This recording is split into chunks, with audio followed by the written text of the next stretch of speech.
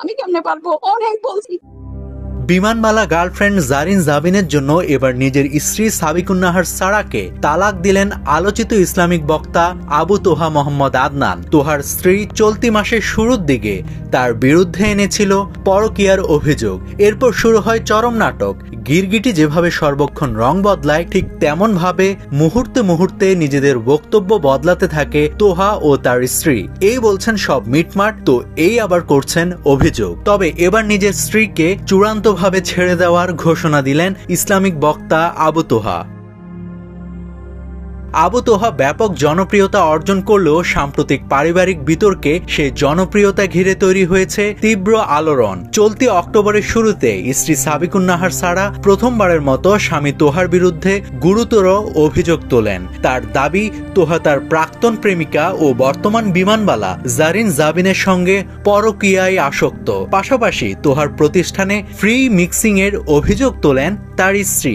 যদিও এসব অভিযোগের জন্য পরবর্তীতেই তিনি ভুল স্বীকার করে প্রকাশ্যে ক্ষমা চান, তবুও কিছুদিন পর আবারও সে একই অভিযোগ তোলেন সাবিকুন নাহার সারা।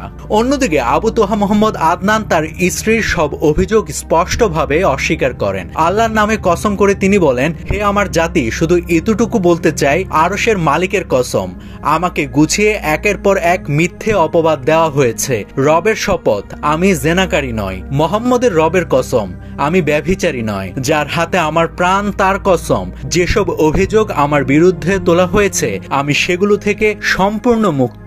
আমার কোনো পরনারীর সঙ্গে হারাম সম্পর্কে নেই। কাবা ঘরের গেলাফ ধরে কান্না করলেও আপনি আমাকে যে মিথ্যে অপবাদ দিয়েছেন এটা মাফ হবে না, যতক্ষণ না আমি মাফ করছি। অন্যদিকে স্ত্রী সাবিকুন নাহার দ্বিতীয়বারের মতো অভিযোগ তোলায় বিচ্ছেদের ইঙ্গিত দিয়ে পোস্ট দেন তোহা। অবশেষে সেই তালাকের প্রক্রিয়া সম্পূর্ণ হয়েছে বলে নিশ্চিত করা হয়েছে। মঙ্গলবার ধর্মভিত্তিক ফেসবুক পেজ আলোর পথের এক স্ট্যাটাসে জানানো হয়, আবু তোহা মোহাম্মদ আদনানের পারিবারিক বিষয়টি বরেণ্য উলামায়ে কেরামাদের মাশওয়ারা ও তত্ত্বাবধানে সমাধান হয়েছে। আলহামদুলিল্লাহ, তার প্রাক্তন স্ত্রী সাবিকুন নাহার সারাকে খোলা তালাকের প্রস্তাবনা দেওয়া হলে তিনি তা গ্রহণ করেন। দেনমোহর বিয়ের পরেই পরিশোধ করা হয়েছিল। উভয় পক্ষের দেনা পাওনা ও সন্তান সংক্রান্ত বিষয়গুলো আলেমদের নির্ধারিত সময়সীমা ও পরামর্শ অনুযায়ী পারিবারিক সম্মতিতে সমাধান করা হয়েছে। বর্তমানে তাদের মধ্যে কোনো বৈবাহিক সম্পর্ক নেই। নাভিদ হাসান, সোনালী নিউজ।